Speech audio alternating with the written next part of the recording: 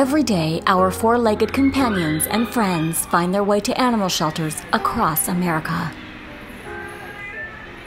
Through no fault of their own, these animals breed and multiply to numbers far above the number of people willing to adopt them.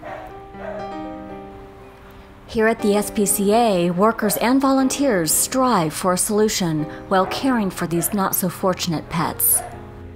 The mission of the Spca is really to improve the health of all the animals in the region in any manner in which we can.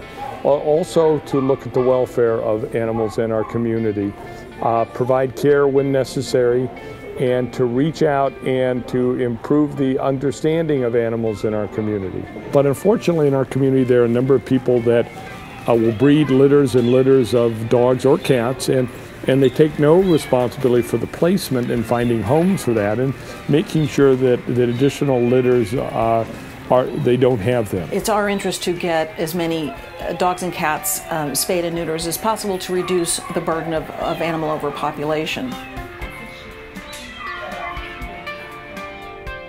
Spaying and neutering is the key element in preventing pet overpopulation.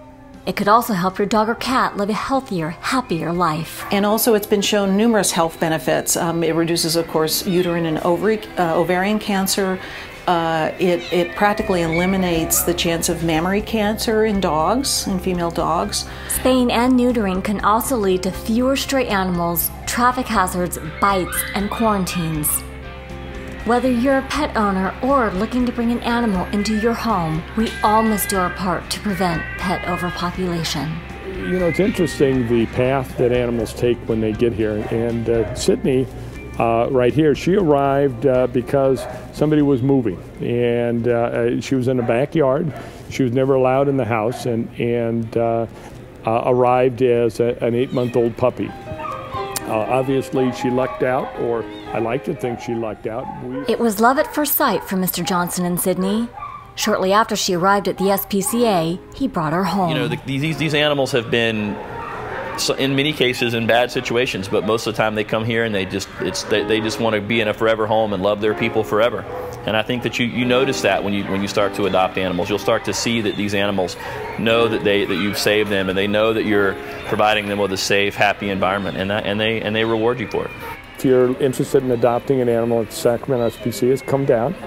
We'll fill out the paperwork, and we generally have between 100 and 150 adoptable animals available. We also have a program where if there's a kind of animal that you're interested in adopting, you can fill out the paperwork on what type of animal you'd like, and we'll actually help look for that animal.